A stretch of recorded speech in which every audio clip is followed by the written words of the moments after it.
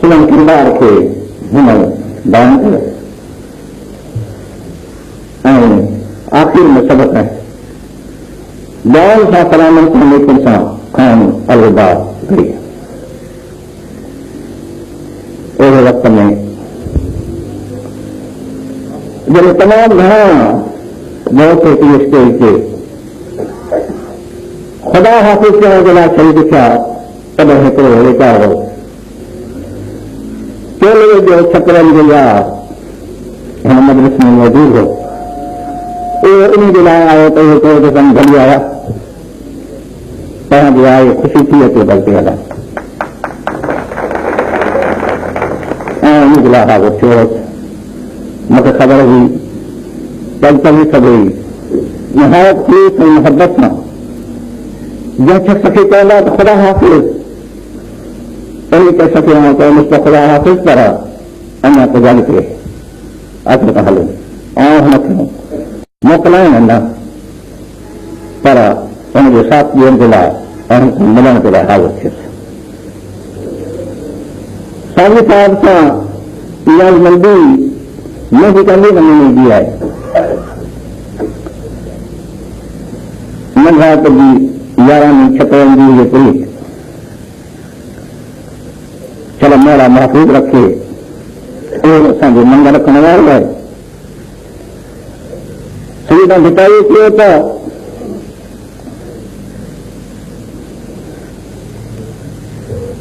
खुआ काल खणी न ॿुधायो त आसिरे किसे खुआ काल खणी न ॿुधायो त आसिरे अल्लाह घुरे न हुनजे ओले जी ऐं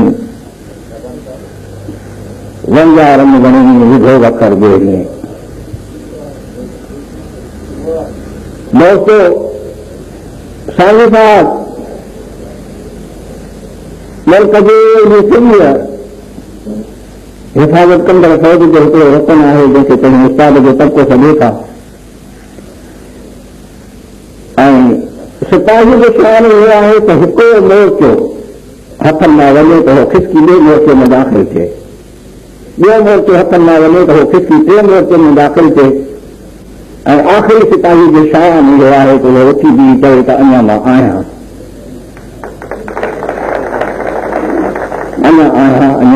अञा असांजो पासो ख़ाली न आहे। दोस्तो सिंध में तालीम खाते जो पासो ख़ाली न थियो आहे। तव्हांजे साहिब आहे अञा आहे। आख़िरी सिपाही जे निशान असांजो कॾहिं हू शख़्स हिते अची चवे त अञा मां आहियां त तव्हांखे इहा पक हुअणु खपे त अॼु इहो क़ौम आहे छो त जेसिताईं आख़िरी सिपाही हूंदा तेसिताईं हार फौज जो तसवुर करे नथो सघे। उस्ताद हर को पंहिंजे मोर्चे में हिकिड़ी फौज जो आख़िरी सिपाही आहे ऐं सांगी साहिब जे बारे में तव्हां सभु कुझु जेकी बि चयो मां ईअं सम्झो त उहो आख़िरी सिपाही सिर्फ़ु पंहिंजे मोर्चे बदिलाए रहियो आहे पर पाण मौजूदु आहे ऐं पंहिंजनि सभिनी इल्मी सलाहियतुनि ऐं इन जद्दोजहद जी सलाहियतुनि समेत ईंदा। अलाह ताला इहे मौजूदा तमामु थोरे ॾींहंनि में डॉक्टर असांखे ॿुधायो मां साण मूंखे इहा इज़त हासिल आहे त तमामु तबियत बिल्कुलु ठीकु आहे ऐं इहा बीमारी जंहिंमें डॉक्टरनि असां सां मिंट सेकंड में साथ ॾिनो परे परे सां दोस्तनि असां सां हली अची कुर्ब कयो। असां पाण खे कॾहिं अकेलो न सम्झो। इन शख़्स खे ख़ुदा असांजे साम्हूं सिहत कामिला अता फरमाई ऐं इन जे लाइ सभिनी दोस्तनि खे ख़ुशख़बरी बि ॿुधायां थो ऐं खेनि मुबारक बि ॾियां थो त तव्हांजो ही दोस्त ऐं हिन क़ौम जो सिर्फ़ु हिकिड़ो सिपाही जंहिं ॿियो त घणा बदिलाया आहिनि पर इहो आहे ऐं अॼु बि निहार सिहतमंद आहे। असीं इहे सभई जॻह ते जेको फ़ाइदो हासिल करे सघूं था इहो असीं बि करे सघूं था। वठाऊं 25 साल जेका हिन तालीम जे अरसे में हिते ख़िदमत कई उन खां सवाइ संदसि ज़िंदगी इंसान जे वरी मुस्लमान जे इस्लाम जे राह में गुज़री। हुन जे साथी हो जॾहिं असां सॼी राति सिर्फ़ु मैट्रिक पास करण जे करे गुज़ारी रहा हुआसीं बेजागी हुनजो साथी जॾहिं आउं सख़्तु तकलीफ़ुनि में मौत में बीमारी में मुबतला हुउसि ऐं अलाह जो फज़ल ऐं करम आहे जो हुनजो साथी आहे जॾहिं हू हिकिड़ो मौत खे बदिलाए रहियो आहे ऐं आउं मौजूदु आहियां जो तव्हांखे बसि पासे वठो आउं खां सलूदा करण लाइ हाज़िर कोन थियो आहे। दोस्तो फक़ति हिकिड़ो वाक़ियो बयानु करे इजाज़त वठो छाकाणि त तमामु अहम आहे तुंहिंजा दोस्त आहे ऐं महिमानान जरानी जेको चवंदा ऐं न सिर्फ़ु जिक्राबाद जे उस्तादनि जो कॉलेज जे उस्तादनि जो या हितां जे मौजूद शहरुनि जो शुक्रिया अदा कनि थो वञा जिन साईं साहिब खे 25 साल इज़त सां रखियो हुनखे इज़त सां रखण सां गॾोगॾु हर तरह सां हुनजा साथी रहिया जी मदद कंदा रहिया ऐं इन सिलसिले में सिविल ऑफिसरनि मां केतिरनि ई तमामु बहितरीन किरदारु अदा कयो। गुज़िरियल दौर में असां इंतिहाई ख़तरनाक ॾिहाड़ा ॾिठा। असांखे यादि आहे त असां मुल्क जी तारीख़ खे कीअं ॾिठो कीअं पढ़ियो कीअं सम्झो ऐं उन दौर में असांखे यादि आहे त जिक्राबाद जे कॉलेज में छापे कयो वियो। सॼी सिंधी इहा ॻाल्हि ॾिठी वई हुई कि जिक्राबाद जे कॉलेज खे को लोॾो लॻो कोन्हे छाकाणि त उते जो सिपाही जेको आहे सो ॾाढो तजुर्बेदार आहे। इहा ख़बर नथी पए त हिन इल्मी जंग जी तालीम किथां हासिल कई आहे जो किथे बि विढ़ंदे नज़र नथो अचे त हूंदे बि जॾहिं वेठे जेकॾहिं चए थी त मां आहियां ऐं तव्हां बिल्कुलु इत्मीनान सां वेठा हो। अलाह जा लख एहसान तव्हांजा वॾा ख़ुदि मुंहिंजा दोस्त तव्हां असां मुस्किननि खे पाण वटि 25 साल रहायो आहे इज़त सां ॾिठो आहे। इन विच में आयो जिक्राबाद अक्सर ईंदो रहियो आहियां तमामु घटि दोस्त सां मुलाक़ात थी हूंदी पर मूंखे हिकु ॾींहं जी यादगिरी आहे जॾहिं तव्हां निहायती दोस्ती ऐं मुहबत सां सांगी साहिब जो ज़िक्र कंदा हुआ ऐं सांगी साहिब जे बारे में हिन बारे में सिर्फ़ हाजी अब्दुल कबीर साहब जेको असांजो बुज़ुर्ग विया वेंदो सिर्फ़ उनखे हिकु किसो न आहे ॿियो इंतिहा दोस्त अहिड़ा आहिनि जो जिन जा जेको नाला वठां त काफ़ी वक़्तु वेंदो उन निहायत मुहबत सां सांगी साहिब जो न सिर्फ़ु ज़िक्र कयो पर हर वक़्तु उन जा जे लाइ तयारु रहिया त हू हिकु मासूम ऐं मिस्कीन शख़्स खे पंहिंजे भाइटीअ में रखनि इहा हिन इलाइक़े जी अहमियत आहे। मां हिन इलाइक़े जे तारीख़ खां वाक़ुफ़ आहियां। आज़ादी जे जद्दोजहद में अंग्रेज़नि खां आज़ादी जे जद्दोजहद में हिन इलाइक़े जे फर्दनि जेका तारीख़ पंहिंजी ठाही आहे मां हुनजो ज़िक्र करियां ताज़ी कर महसूसु करे त सांगी साहिब जो जेको सिलसिलो आहे उहो तहरीक सां मिले थो पर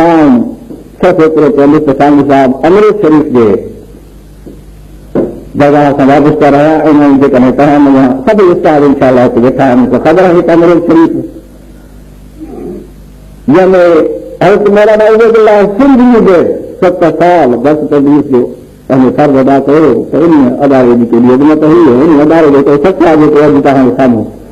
तव्हांखे चए थो त मां 7 सालनि जो थियो आहियां ऐं हाणे भला मूंखां मोकिलायो वञे न सिर्फ़ अहिड़ो चई सघंदो आहे फसली तालुक़ रहे पर बाद में हाले जी तालुक़ रहे अहिड़े नमूने सां सिंध जो मज़हबी ऐं दीनी इस्लामी इदारनि सां जेको तमामु तालुक़ रहे उहो इंतिहाई मुख़्तलिफ़ बाब आहे उन जो हिते हिते करे नथो सघे पर हिन ख़िते में जेके 25 साल कीअं गुज़ारिया ऐं हीउ ख़ितो उहो जे आज़ादी जी जद्दोजहद में बाग़ियाना सलाहियतुनि जो कारनामा अंजाम ॾिना आहिनि जेके सिंध जे तारीख़ में लिखिया वेंदा आहिनि लिखिया विया आहिनि उन सरज़मीन ते हिन ॿियो कुझु कोन कयो हिन तारियो हुन हिकिड़े दौर खे तारियो हुन हिकिड़ी क़ौम खे तारियो ऐं 25 साल सदीअ जो चोथों हिसो ही शख़्स तव्हांजे साम्हूं रहियो ऐं जेकॾहिं अॻियां अचण खां पोइ बि हिकिड़ो उथी करे त ख़ुदा हिन ते रहमत करे तव्हां मोट में चवंदुसि त ख़ुदा तव्हांखे उन लफ़्ज़ जो अदल अज़ीम अता करे असीं कुझु नथा ॾेई सघूं। हज़रात हिकिड़े दफ़े जनरल आइजनहावर अमेरिका जो प्रेसिडेंट ॿ टर्म पंहिंजा पूरा करे रिटायर थियो हुजे, हाणे भले मिलियो हुजे त कंहिं सां अप्रीशिएट करे इहो मैनेज कयो त कंहिं तरह सां हुन ताईं वञी पहुची। हालांकि तव्हां कयो है त मां बि हाणे को बि न अची आहियां, काफ़ी वॾी जमात जो घणो ॻाल्हायो अथमि, घणो कयो अथमि, तव्हां ख़बर आहे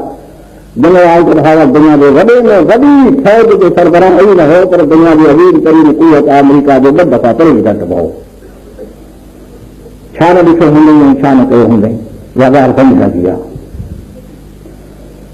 साफ़ ई हिकिड़ो को हो कंहिं तरह सां मैनेज करे जनरल आइजनहावर जो निकितो तव्हां खां कुझु पुछण थी मिली आहे, तव्हांखे बार बार चवां थो त मूं वटि कुझु रहियो कुझु कोन्हे ॿुधाइण जहिड़ा। एॾी वॾी ज़िंदगीअ में ॻाल्हायो आहे, कयो अथमि, हलंदो रहियो आहियां, मूंखे कुझु फ़ुर्सत जे थिए त मां फ़क़ति हिकिड़ो सुवाल कि भला पुछ कि कंहिं सवाल न मिलो कि कयो कि तव्हांजे ज़िंदगी जो वॾे में वॾो कारनामो ॿुधायो जनरल साहब। दोस्तो जनरल आइजनहावर 2 वॾियूं जंगियूं लही चुको आहे। दोस्तो जनरल आइजनहावर अमेरिका जो सदर ऐं उहो शख़्स जेको सुप्रीम ताक़त जे जनरल सेक्रेटरी जा जॾहिं हौसला खता थी था वञनि, हू मोकिला थो हाणे उथी न अचे थी तॾहिं खिली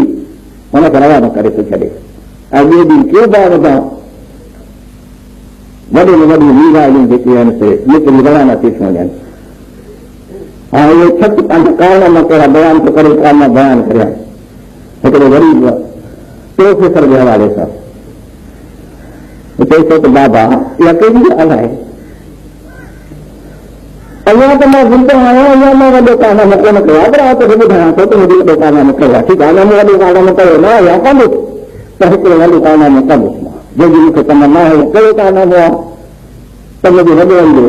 हिकिड़ो ज़मीन जो टुकड़ो आहे, जंहिंखे हीउ मुंहिंजो घर आहे, ज़मीन जी चौधारी हीअ घड़ी चौधारी ज़मीन जो टुकड़ो आहे, इहो मुंहिंजो आहे, मुंहिंजा वॾा हथ ॾेई आहिनि। हाणे तूं दुआ कर तव्हां हिन ज़मीन जे टुकड़े खे जंहिं हैसियत में मूंखे मिले, जंहिं नमूने में मिले, जंहिं तरह सां मिले, जंहिं हालत में मिले, उन सां जेकर बहितर करे वञा त उहो दुनिया जो अजीम तरीन कारनामो थींदो। त दोस्त अहमद इहा अठाईअ में थिए थी साईं साहिब हिन कॉलेज में जंहिं तरह सां जंहिं हैसियत में खिचाज मिली, मां को फ़ैसिले करण वारो शख़्स न आहियां, मां चवां थी लेकिन इन खां बहितर हैसियत में अॼु हिन कॉलेज खे छॾे थो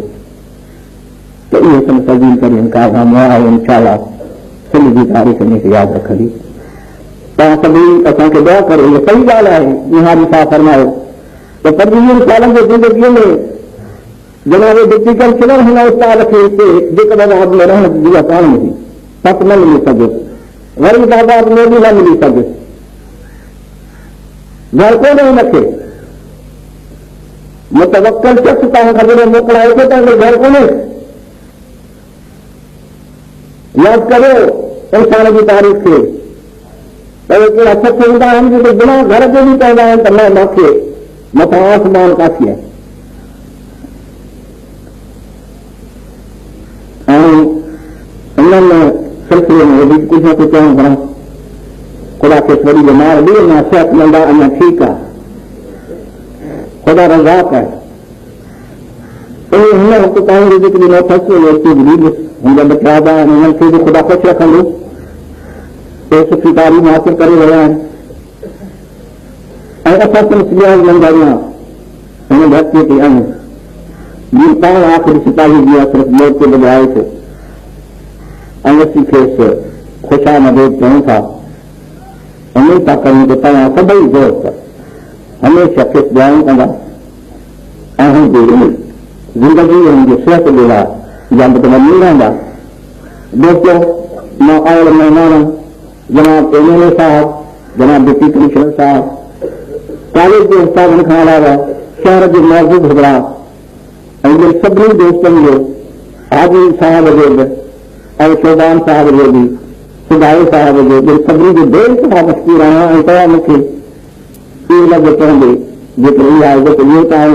साईं साहिब जी तरफ़ां थो ॻाल्हायां त तव्हांजे निहायत ई मशहूरु थींदी। अस्सलाम वालेकुम।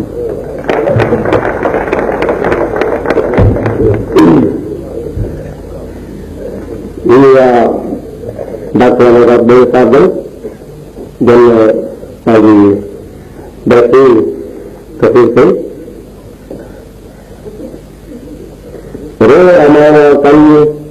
अगते हले हारी करगल केंद्र राय में रात से देखो हमारा कितने मौजूद स्कॉलर और गवर्नमेंट कॉमर्स कॉलेज के प्रिंसिपल लाड़का साहब मेहमान डॉक्टर मोहम्मद अब्दुल मजीद साहब ने समित चेतन और जनाब प्रोफेसर साहिब साहब जैसे सिराज तस्वीर क्वेश्चन डॉक्टर मोहम्मद अब्दुल मजीद सिंह जी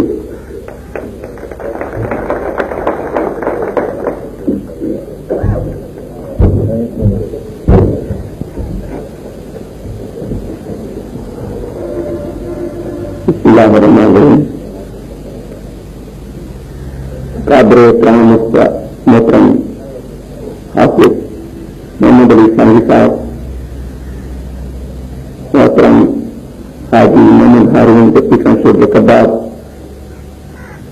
एमएलए साहब उस्ताद साहबान शागिर्द जो शुक्रगुजार हैं जो मुख्य मौके में गलत ॻाल्हाइण जो साहब तमाम घणी ॻाल्हियूं तफ़सील सां ॻाल्हाए चुको आहे ऐं कुझु नंढपिण जी ॻाल्हियूं ॿुधायूं ऐं स्कूल में पढ़ंदे गवर्नमेंट हाई स्कूल लाता है मथी क्लास में हुआसीं 5-6 में मुझे हिकिड़ो दोस्त हो तमामु प्यारो खादिम हुसैन शाह मरहूम असांजो हिकिड़ो हल्को हो उते असां असेंबलीअ में हिकिड़े ॾींहुं आयासीं त हिकु नौजवान ॾाढ़ीअ सां क़ुर शरीफ़ तिलावत करे रहियो असां चयोसीं त हीउ नओं माण्हू ऐं शागिर्द बि कोन थो लॻे ॾाढ़ीअ सां आहे तूं कीअं हिते आयो मालूम थियो त हीउ नौजवान ताज़ो अंग्रेजी स्कूल में पढ़ण आयो आहे मदरसे जो पढ़ियल आहे हाफ़िज़ क़ुर आहे ऐं असांजो उस्ताद हो सांगी साहब जो उस्ताद हो मरहूम असांजो अरबी जो उस्ताद ईअं हुनखे आंदो आहे ऐं उन जे मदरसे में पढ़ंदो हो ऐं उन्हनि सलाहियतूं लिखियूं ऐं उन्हनि सलाहियतुनि जे करे हुनखे हिते आंदो आहे उन्हनि ॾींहंनि में हाई स्कूल जो हिकिड़ो लाइक़ फाइक़ हेड मास्टर हो कुरैशी साहब मां अहिड़ा उस्ताद अहिड़ा मुंतज़िम सॼी ज़िंदगी में न ॾिठा आहिनि मूंखे इन जहिड़ो वक़्तु मूंखे किथे न मिलियो आहे एसटी कुरैशी पढ़ाईंदो हो नहायत सख़्त मुंतज़िम हो ऐं नहायत लाइक़ हेड मास्टर ऐं उस्ताद हो इन हुनजे सलाहियतूं परखे वरितियूं ऐं पोइ इहो हाफ़िज़ मोहम्मद अली सांगी जंहिंखे असांजे उस्ताद मौलाना नूरुद्दीन नूर आंदो हो ऐं जंहिंजे ज़हर खे असांजे कुरैशी साहिब परखे वरितो इहो कॉलेज में उभरण लॻो स्कूल में उभरण लॻो थोरे वक़्त में हू 2-3 साल 2-3 क्लास हिकु दर्जे हिकु साल में करे मथे पहुची वियो ऐं मां सम्झां थो त हुन मैट्रिक 7 सालनि वारी 4 सालनि में पूरी कई हूंदी ऐं इन करे जल्दी हू 2 साल जी क्लास हुन ताईं पहुची वियो असांजे 2 साल जे क्लास जे विच में फ़र्क़ु हो उन खां पोइ बाक़ाइदगीअ सां हाफ़िज़ साहब तिलावत कंदो हो असेंबली में स्कूल में ऐं पंहिंजे सलाहियतुनि जे ज़रिए हू मैट्रिक पास करे BA करण खां पोइ अरबीअ में हुन MA कई ऐं अरबीअ में MA करण खां पोइ हू उस्ताद में थियो कॉलेज में त इहो नंढा मदरसनि जी यादगिरियूं आहिनि जेके हाफ़िज़ साहब सां वाबस्ता आहिनि ऐं उते समूरा स्कूल जा शागिर्द हाफ़िज़ साहब खे इज़त में रखण जे लाइ थोरी देरि हू जेके वॾियुनि क्लासनि वारा हुआ उहे बि हुनखे त अल्लाह ताला जो वॾो हिकिड़ो करम आहे जेको तालीम जी व्यवस्था खे आरस्ता करण में अल्लाह ताला जो रहमत थिए थी त उहा हिन माण्हूअ खे मिली आहे न फ़क़ति हिन मदरसे जी तालीम हासिल कई पर इन सां गॾु कॉलेज में स्कूल में माण्हूअ खे अर्ज़ु करे छॾिया आम तरह सां मूं ॾिठो आहे त माण्हू इहे सम्झंदा आहिनि त मदरसे जा पढ़ियल शागिर्द या उते जेके पढ़ाइनि था उहा तालीम आहे ई कान पर मुंहिंजो ज़ाती तजुर्बो आहे मां पाण बि मदरसे में पढ़ियो आहियां कुझु वक़्तु त मदरसे जे पढ़ियल शागिर्द जॾहिं अंग्रेजी तालीम हासिल कनि था ऐं जदीद तालीम हासिल कनि था त उहे वधीक ॻाल्हाए था वधीक इल्म जो ऐं वधीक बाख़लाक़ थियनि था तफ़सीस न आहे पर आम तरह सां इहो हिकिड़ो मुंहिंजो तजुर्बो आहे त हाफ़िज़ साहब ॾिठे नमूने जी तालीम हासिल कई आहे उन्हनि ॾींहंनि में असांजे महले में मदरसो हो उते बि तालीम पढ़ाईंदो हो दीनी ऐं क़ुर तीन बि हिफ़िज़ कयो ऐं हुन खां पोइ अंग्रेजी तालीम में आयो त हुन उहो पंहिंजो अख़लाक़ी मयार जेको मदरसे जी तालीम जे ज़रिए हुनखे मिलियो हो उहो हिते ई बरक़रार रखियो ऐं हुन में अल्लाह ताला जेके सलाहियत ॾिनियूं उहे वधीक लिखी पयूं ऐं उन में उन ॿिनि उस्तादनि खे बि सलाम कयां थो जन हुन जे सलाहियतुनि खे परखे परीरे उनखे लिखे इहो हुआ मौलाना नूरदीन जेको असांजो अरबी जो उस्ताद हो ऐं ॿियो कुरैशी साहब जो हुनजी अख़लाक़ी जेका हुन खां मदद पुॼी सघी पई त दोस्तो मूंखे हिकिड़े दोस्त ॿुधायो हो कि कहिड़ा जेके ॿिया कामरा या जेके सरकारी मुलाज़िम आहिनि जॾहिं इहे रिटायर कंदा आहिनि त उन्हनि जो जेको अॻियां जेको कारनामा आहिनि उहे माण्हू विसारे छॾींदा आहिनि छाकाणि ईंदा ईमेल आहिनि त हुननि में कमकारी पवंदा आहिनि पर जॾहिं उस्ताद घणो अर्सो गुज़ारी वियो आहे ऐं रिटायर कंदो आहे त हू पाण वटि घणो कुझु जमा कंदो आहे इहा दौलत न हूंदी आहे त हिते शागिर्दनि जो हल्को हूंदो आहे पोइ हुनजे जेके ज़िंदगीअ जो जेको इहो सरमायो आहे उहो हुनखे पेंशन खां पोइ कमु ईंदो आहे माना हू जाते बि वेंदो इज़त माणींदो ॿियो हिकिड़ो दोस्त ॿुधायो कि हाणे उहो माहौल न रहियो आहे हाणे अख़बार न रहिया आहिनि पर मूं हुनखे ॿुधायो त जड़ में मच्छी खुटणी न आहे इहो बराबरि आहे त उन रुझान में उन्हनि अख़बारनि में फ़र्क़ु अची वियो आहे पर उन हूंदे बि केतिरा नौजवान आहिनि मूं त पंहिंजे ज़िंदगीअ में वॾो तजुर्बो हासिल कयो आहे त उस्ताद जेको सही नमूने में उस्ताद आहे जेको शागिर्द उनजी क्लास में पढ़े थो जेको शागिर्द उन सां वास्तो रखे थो उहो आख़िर ताईं उनजी इज़त करे थो मां घणे क़दुरु जेको पढ़ायो आहे सो अॼु खां घणो अर्सो अॻु ऐं उन मुंहिंजा शागिर्द निहायत आला उहिदनि ते बि पहुची विया आहिनि पर मुंहिंजी वारो जॾहिं ईंदा आहिनि त उहे ईअं ईंदा आहिनि जॾहिं मूं वटि पढ़ंदा हुआ अञा ताईं त इहे हालतूं हलनि थियूं ऐं मूंखे मालूम आहे छाकाणि जो मां हुते मुलाज़मत जे सिलसिले में कोन वञा पर इम्तिहान जे सिलसिले में हिते अचणु थियो आहे त मूं जेको हाफ़िज़ साहब जी हिते इज़त आहे उस्तादनि जी तरफ़ां शागिर्दनि जी तरफ़ां इहा मुश्किल सां कयो उस्ताद खे मिले उहो हुनजो हुस्न कारकर्दगी अख़लाक़ सब्र शाइस्तगी फज़ीलत इहे जेके गुण आहिनि इंसानी उहे हुन में मौजूदु आहिनि मां जॾहिं इम्तिहान ते ईंदो हुअसि त मूंखे तशवीश थींदी हुई हाफ़िज़ ते न त का तशवीश जी ॻाल्हि ई कोन्हे माण्हू हिकिड़ो ठीकु थी वेंदो ऐं को बि अहिड़ी बदमज़गी जी ॻाल्हि कान थींदी हुई त इहे ॻाल्हियूं ॿुधी थियूं त ही माण्हू बाअखलाक भी आहे, बाकिरदार भी आहे ऐं हुन में इंतज़ामी सलाहियत ईंदी आहे। मूंखे ख़ुशी इन ॻाल्हि जी आहे जो जेका बाप जे शहर वासिन, जेकर बाप जे उस्तादनि ऐं हिते जे शागिर्दनि इहे शायानी शान महफ़िल सांगी साहिब जे एज़ाज़ में मुनक़द कई आहे। जेका बाप जा माण्हू ॾाढा प्यारा आहिनि, उन्हनि में इंसानी क़दर आहिनि, इंसान खे सुञाणनि था। मां ॾिठो आहे त हुननि हिते जेको माण्हू आयो आहे जंहिंमें कुझु सलाहियतूं आहिनि उन्हनि जो क़दुरु कयो आहे। ॿिया बि हिते माण्हू आहिनि। हिते हिकिड़ो हकीम काइमदीन हो, ॾाढो वॾो हकीम हो, हिते जो कोन हो, पर हिन जी हिकमत हिते थियनि थी ऐं हिते हुन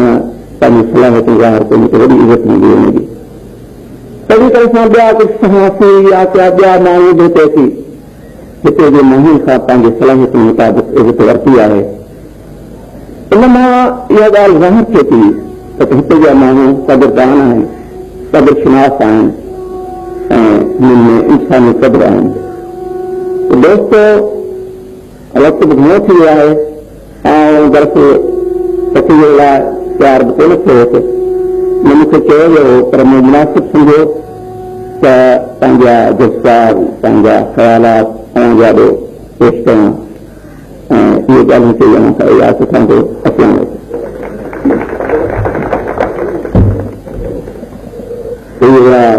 डॉक्टर अब्दुल नबी लोलो साहब जन का ख्याल पेश किया। तो मेरे कॉलेज के प्रोफेसर जनाब रवातुल गुरसा की गुजारिश करी तो ख्याल तस्वीर पेश करें जनाब कौन साहब से प्रोफेसर रवातुल गुरसा।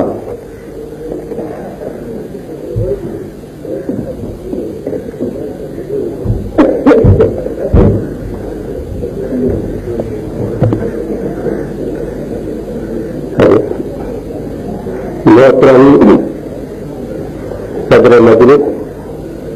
जनाब नैन हारून लोला, अब्दुल अजीज प्रिंसिपल, सारी डिप्टी कलेक्टर मौजूद अब्दुल अजीज प्रिंसिपल, असांजे चीफ गेस्ट जनाब हाफिज मोहम्मद अली साईं उन्होंने मोहतरम शख्सियत कोचो साहब या मौजूद हाजिर है। अॼु असां तव्हां सां मिली निहायत दिल जे गहराइनि सां अवां जी आज्ञान कई ऐं दिल खे ख़ुशी हासिल थी, पर असांजी दिल हिकु तमामु दुखी ऐं भरियल ऐं आह जारी करे रही आहे जो हिकु असांजो महबूब मुशफ़िक़ ऐं हिकु इंसान, हिकिड़ो अहिड़ी शख़्सियत जेको तोड़ाए को बि नथो लॻे, सख़्तु ऐं सीरियस रवैये में बि दिल जो नरम ऐं महिरबान हुजे, अहिड़े शख़्स जेके जंहिंमें ॾाढे ख़ूबियूं हुजनि अहिड़ा तमामु थोरा शख़्स थींदा आहिनि ऐं अहिड़े शख़्स जो असरु हर कंहिं ते थींदो आहे, चाहे को उनजे वेझो रहियो हुजे चाहे परे रहियो हुजे, पर उनजी जाज़िब शख़्सियत ज़रूरु असरु कंदी आहे। सो अहिड़े हिकिड़े तजुर्बेकार ऐं उमिरि रसीद ऐं ज़हन ऐं दिमाग़ ऐं दिल जे मालिक खे अलाए छो समाज जो रवाज आहे जो उन खां अलॻि करायो वेंदो आहे। सिर्फ़ु तस्वीर इहो हूंदो आहे जो मुक़ररु उमिरि 60 साल या ॿी का जेका मुक़ररु हूंदी आहे इन करे उनखे ख़ारिज कयो वेंदो आहे। इहो केॾी असांजे समाज में बेइंसाफ़ी ऐं ज़ुल्म आहे जेको हर हिकु कानून खे बर्दाश्त करणो पवे थो छा जेकॾहिं घर जो हिकिड़ो भाती वॾी उमिरि रसीद थी वञे उनखे घर खां कढी झंग में सन्यासी जोगी करे मोकिलियो वेंदो त छो असां सां इलाह थिए थो। पर बहरहाल इहो हिकिड़ो कानून आहे, इहा हिकिड़ी रवायत आहे जेका हली रही आहे ऐं उन जे करे असां इनखे बर्दाश्त करूं था। बाक़ी साईं साहिब जे ख़ुदिन जो जेतिरो असां ज़िक्र करियूं त ओतिरो थोरो आहे। उनजा जो बयान सभई जेके बि शख़्स चवंदा आहिनि उहे तव्हांजे साम्हूं त हुनजी ज़िंदगी जी आगाज़ हिकु बुनियाद जेको रखियो आहे सो मज़हबी तालीम सां रखियो वियो। मां सम्झां थो मज़हब ई आहे जेको इंसान खे इंसान बणाए थो, हैवान खे बि आला करे थो। इंसान जेतिरो हैवान आहे, जानवर आहे, साहदार आहे ऐं इहो जेको आहे मज़हब जेको आहे त सिर्फ़ु इंसान खे मिलियो आहे दुनिया में, वरना इंसान हैवान में त को फ़र्क़ु कोन्हे। सभई जेके ज़रूरियात ज़िंदगी आहिनि जानवरनि ऐं असांजी साॻियूं आहिनि, पर इहो इंसान आहे जेको जानवरनि जे तरीक़े वारी ज़रूरियात ज़िंदगी खां परे हटाए पाण खे इंसानी तरीक़े सां गुज़र करे थो। इहो ई आहे मज़हब। ऐं साईं जी तालीम मज़हब सां थी, साईं तरह हाफ़िज़ थिया क़ुर शरीफ़ जा ऐं तंहिंखां पोइ हू पंहिंजो दीनी तालीम खां पोइ जॾहिं दीनी तालीम ते आया त उन्हनि दीनी तालीम जो असर हुन दीनी तालीम ते दीनी माहौल में अहिड़ी तरह ॾेखारियो जे कवर जो हिकिड़ो दिलि साफ़ सफ़ेद सुथरो रहंदो आहे, गंदे पाणी में बीठल पाणी में हूंदो आहे जंहिंमें ज़रूरत हूंदी आहे जंहिंमहिल, पर उनखे पाणी न लॻंदो आहे, गंद मिटी कख पन उन जो बीठल तलाउ जो कोन लॻंदो आहे। त अहिड़े क़िस्म जा जी ज़िंदगी गुज़ारण सिर्फ़ु मज़हब ई सेखारे थो। ऐं सादगी ई पसंदि साईं जन जी ज़िंदगी, साईं जन जा वाक़े कुझु उसूल नज़र अचनि था त जीअं के वॾा बुज़ुर्ग महात्माऊं थी गुज़रिया आहिनि जंहिंजी ज़िंदगी जो इहो हूंदो हो simple living and high thinking. सो साईं जन उन ख़्याल जा हुआ। ऐं ॿियो जेको डिवाइन प्रिंसिपल ज़िंदगी जो थिए थो फॉरगेट एंड फॉरगिव। सो साईं जन जी इहा बि हिकिड़ी पॉलिसी हुई त हमेशह असांजे लिमिटेशन खे या किन हालात खे या ॿियो कुझु अहिड़ी जेके बि थींदी हुई त हुनखे फॉरगेट ऐं फॉरगिव कंदा हुआ। एज एन एडमिनिस्ट्रेटर अखि ॾेखारींदा हुआ ऐं मुंहुं सख़्तु कंदा हुआ, फेस थी वेंदा हुआ। पर इहे जेके ॿई ख़ूबियूं हुन में जेके हिकु पैटर्नल ऐं फ्रेटरल यानी भाइती ऐं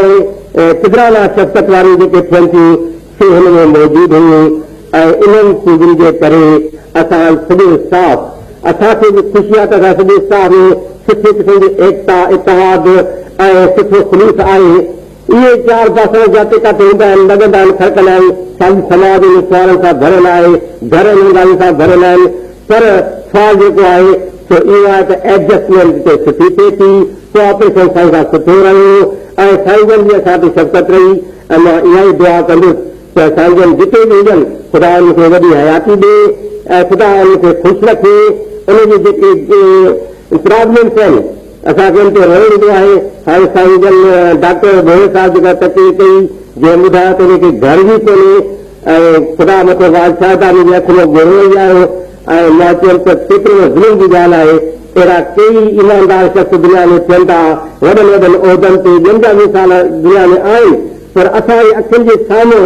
असां इहो ॿुधो आहे पर हे असां ॾिसी रहिया आहियूं ऐं ॾिसणु जेको आहे सो ॾाढो ॾुखियो हूंदो आहे ॿुधण खां। बहरहाल जेको बि ॾुख आहे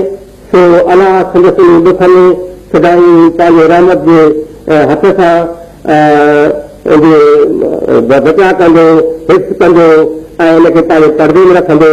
ऐं असां इहा बि साईं जन खे अर्ज़ु कंदासीं त जिते बि हुजे असांखे यादि कयो, असांखे दुआ कयो ऐं असांजी रहबरी कयो। जॾहिं बि असांखे को मसइलो थिए तव्हां पंहिंजो असांखे सम्झी करे हे तव्हांजो पंहिंजो घर आहे, तव्हां मोस्ट वेलकम कमु कंदासीं तव्हांखे, कॾहिं बि असां तव्हांखे विसारजन कोन कंदासीं। ऐं असां जेकबाद जा शहरवासी बि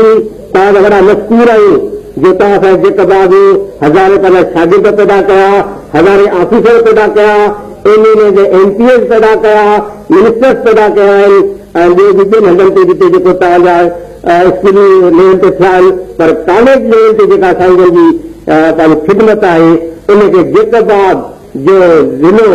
जेकॾहिं जो शहर ऐं जेकॾहिं निवासी कॾहिं बि विसारे न सघंदा, इहो न पंहिंजे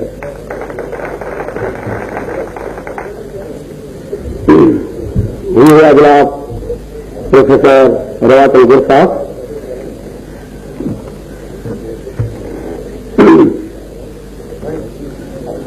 मार्क मुंड हथा